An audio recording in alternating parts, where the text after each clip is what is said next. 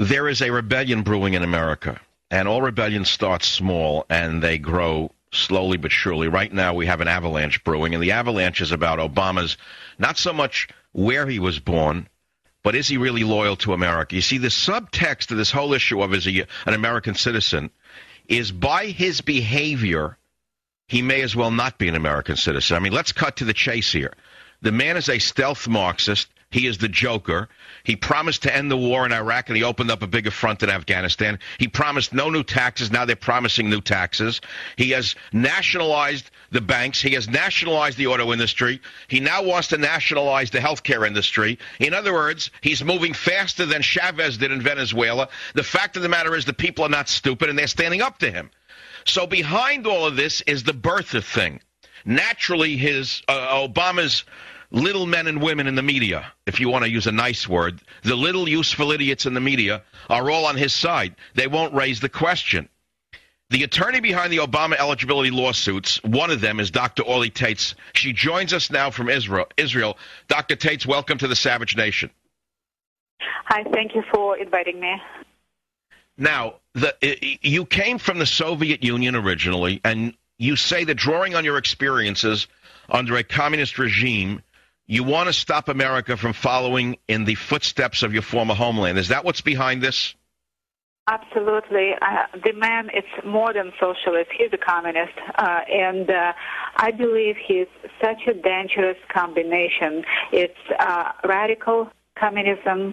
It's his upbringing in the environment of radical Islam that he absorbed in Pakistan, in Indonesia, during Sukarno, and also the environment of Chicago Mafia political environment, and all of it taken together, all of it amalgamized in one, is extremely dangerous for this nation. And I'm shocked. I'm absolutely shocked in regards to what I'm seeing. I'm seeing fear. I'm seeing corruption. I'm seeing brown shirts in the media attacking, insulting, calling names. Dr. TAITZ, let's stop right there. I agree with you. I called them much worse names than brown shirts, but I saw you today on MSNBC with that creepy character. When you said brown shirts, he acted offended, and he said, well, those are fighting words for people who've lost relatives in the Holocaust. But you handled him pretty well because, yes, you said, yes, it really is offensive because I lost family in the Holocaust as well, and that shut his mouth pretty quick. So you trumped his card on that level. But I understand what you're saying, Dr. TAITZ. Let's go to the issue itself of eligibility. I agree with you on the politics. I have called him a Marxist for a long time now. I think he's one of the most dangerous men in the world because he presents himself as a benign figure when in fact he's not.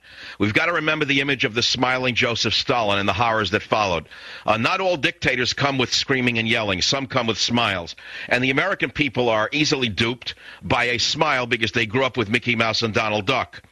What is it about the birth issue that intrigues you the most in terms of the legality of it? What makes you suspect it's all a fraud? Okay, well, there are two main issues. Do you recall last year there was a non-binding Senate Resolution 511 whereby all 100 senators have signed that McCain is eligible for two reasons. They used a two-pronged test stating that both of McCain's parents were citizens and he was born in the zone of Panama Canal, which was an American territory. Obama failed both tests. Because his father was never a U.S. citizen. He came here on a student visa from Kenya, which was a British colony.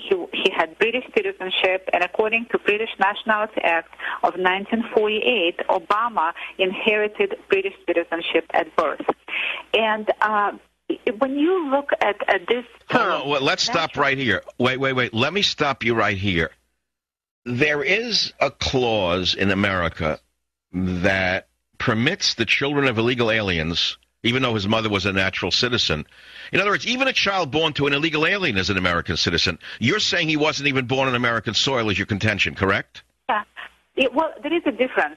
That's according to 14th Amendment, and that is something that specifies citizenship, just regular citizenship. And you're right on that. But in order to be the President of the United States, it's not enough to be just a citizen.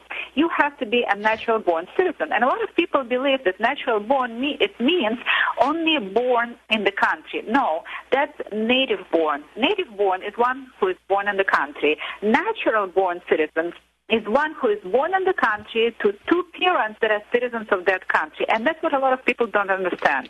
But let's pause right here. But isn't the bigger issue that he acts as though he is not an American citizen in terms of his disloyalty to this country, that almost every act seems to be an act in favor of some other country? Witness his last tour apologizing for America, the greatest country in the history of the world. Why would he go to the king of Saudi Arabia and bow down to him and receive a gold necklace as though he was a cheap rap artist? I think many of these things are troubling, as well as his politics, which are extremely communistic to anyone who understands history. But Dr. Taitz, you are a doctor. I understand also you're a second-degree black belt. You're a mother of 3 boys who speaks 5 languages. I understand all of this.